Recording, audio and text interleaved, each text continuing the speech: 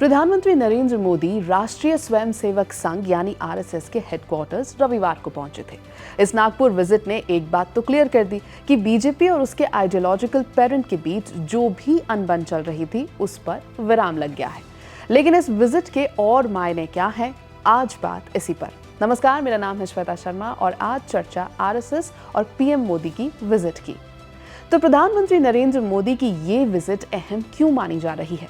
इसके पीछे सबसे पहली वजह है 2024 के लोकसभा चुनाव के दौरान आरएसएस और बीजेपी में बार बार अनबन की चर्चा। इस चर्चा पर पीएम मोदी ने एक विजिट से ही फुल स्टॉप लगा दिया है। 2024 के लोकसभा चुनाव से पहले जेपी नड्डा ने एक इंटरव्यू में कहा था, शुरू में हम अक्षम होंगे, थोड़ा कम होंगे, आरएसएस की जरूरत पड़ती थी, आज हम बढ़ गए हैं, सक्षम हैं, तो बीजेपी अपने आप को ही चलाती है। इसके बाद आरएसएस और बीजेपी में टिफ की डिस्कशन लोकसभा चुनाव में हर जगह हो रही थी। लोकसभा चुनाव के नतीजों ने बताया कि बीजेपी फिर से सिंगल लार्जेस्ट पार्टी थी, लेकिन 2019 में 303 सीट्स आई थी, जबकि 2024 में 240 यानी सीट्स की टैली घट गई थी।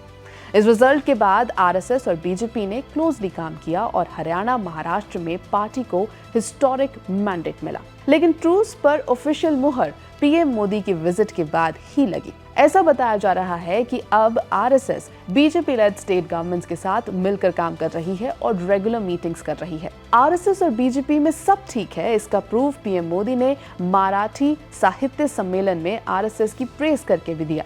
उन्होंने आरएसएस के नेशन बिल्डिंग की तरफ एफर्ट्स की तारीफ की थी। ये भी कहा था कि आरएसएस की वजह से ही वो मराठी लैंग्वेज और कल्चर से एसोसिएट हो पाए। मेरा सौभाग्य है कि मेरे जैसे लाखों लोगों को आरएसएस ने देश के लिए जीने की प्रेरणा दी है और संघ के ही कारण मुझे मराठी भाषा और मराठी परंपरा से जुड़ने का भी सौभाग्य प्राप्त हुआ। दूसरी तरफ बीजेपी नए प्रेसिडेंट की खोज में भी लगी हुई है। जेपी नड्डा 2020 से बीजेपी के नेशनल प्रेसिडेंट की पोस्ट संभाल रहे हैं और अब किसी और को ये जिम्मेदारी देगी बीजेपी। इस डिसीजन में भी ट्रेडिशनली आरएसएस ने बड़ा रोल निभाया है। अब ट्रूस के बाद ये डिसीजन जल्दी ही लिया जाएगा। आने वाले बिहार और बंगाल चुनाव में आरएसएस की बड़ी भूमिका रहेगी, जहां बिहार में पहले से ही डायरेक्टली और इनडायरेक्टली बीजेपी हिंदुओं को जोड़ने की कोशिश में लगी है। बंगाल में भी हिंदुओं से जुड़ने की कोशिश है। बिहार में बाबाओं के जरिए बीजेपी ने हिंदूज को जोड़ने में कोई कमी नहीं छोड़ी। इसके अलावा बीजेपी नॉन रेजिडेंट बिहारीज तक अपनी बात पहुंचाएगी। ये बिहार रेजिडेंट्स वोट देने के लिए राज्य में वापस लौटते हैं। इन तक भी विकास का पैगाम देने के लिए तैयारी कर रही है बीजेपी। आपको बता दें कि नॉन रेजिडेंट बिहारीज तकरीबन 2 करोड़ हैं, यानी कि एक मैसिव वोट बैंक। दूसरी तरफ बंगाल में भी बीजेपी स्टेट यूनिट के चीफ दिलीप घोष ने बताया है कि इस साल भी रामनवमी को जोर शोर से मनाया जाएगा। इसके लिए शोभा यात्रा हर टाउन में निकाली जाएगी।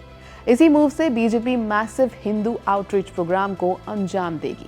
अब इन दोनों ही बड़े प्रोग्राम्स के लिए आरएसएस की मदद जरूर चाहिए रहेगी बीजेपी को। इसीलिए पीएम मोदी की आरएसएस हेडक्वार्टर विजिट को कोई भी विरोधी दल हल्के में नहीं ले रहा।